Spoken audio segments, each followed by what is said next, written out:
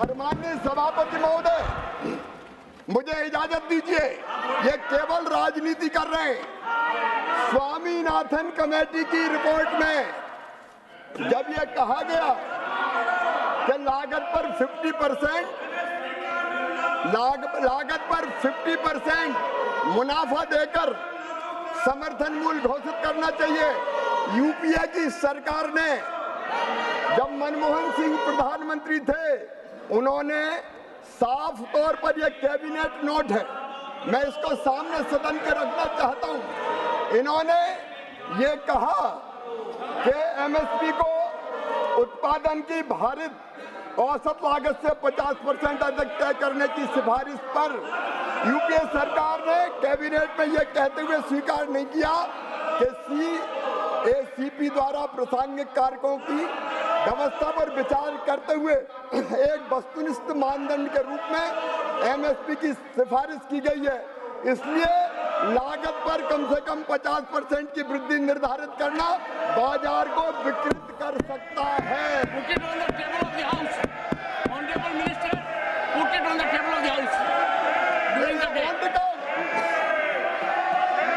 इन्होंने स्वामीनाथन आयोग की सिफारिश स्वीकार करने से इनकार कर दिया।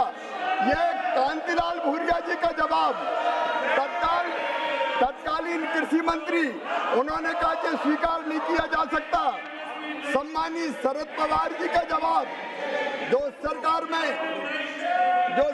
में मंत्री थे, उन्होंने भी कहा कि सरकार सीपी की सिफारिशों के आधार पर एमएसपी तय करती है और इसलिए पहचानने की आवश्यकता है कि उत्पादन लागत और एमएसपी के बीच कोई आंतरिक संबंध नहीं हो सकता, और उन्होंने इनकार कर दिया, इसको स्वीकार नहीं किया। ये मंत्री केवी थॉमस का जवाब, इस सिफारिश को सरकार ने स्वीकार नहीं किया है क्योंकि एमएसपी की सिफारिश कृषि लागत और मूल्य आयोग द्वारा वस्तुनिष्ठ मानदंडों के आधार पर प्रासंगिक कारकों की व्यवस्था पर विचार करते हुए की जाती है। ये कैबिनेट नोट इनकी सरकार का, माननीय सभापति महोदय, मैं रखता हूं, लेकिन कैबिनेट नोट में इन्होंने राष्ट्रीय किसान आयोग द्वारा राष्ट्रीय नीति में शामिल न की गई सिफारिश, जब यह सिफारिश की गई कि एमएसपी उत्पादन की भारित औसत लागत से कम 50% से अधिक होना चाहिए, कैबिनेट नोट में यह लिखा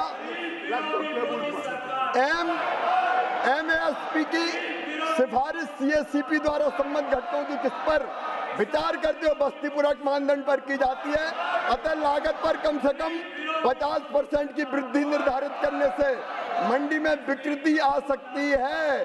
कुछ मामलों में एमएसपी व उत्पादन की लागत के बीच मैकेनिकल लिंकेज प्रति उत्पादक हो सकता है, इसलिए स्वीकार नहीं की जा सकता।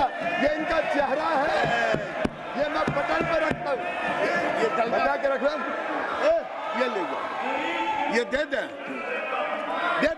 दिए, वो दे दिए, ये भी दे दिए। ये इनका असली चेहरा है। ये किसान के नाम पर, माननीय सभापति महोदय, केवल राजनीति करना चाहते हैं। ये देश को अराजकता में झोंकना चाहते हैं। लेकिन मैं पूरी जिम्मेदारी के साथ कृषि मंत्री के रूप में कहता हूं, प्रधानमंत्री जी के नेतृत्व में खेती को लाभ का धंधा बनाने में और किसानों की आमदनी दुगनी करने में कोई कसर नहीं छोड़ेंगे। हम दिन और रात काम करेंगे। कई फैसले लिए हैं और आगे भी किसान हितैषी फैसले लिए जाते रहेंगे। धन्यवाद माननीय सभापति महोदय।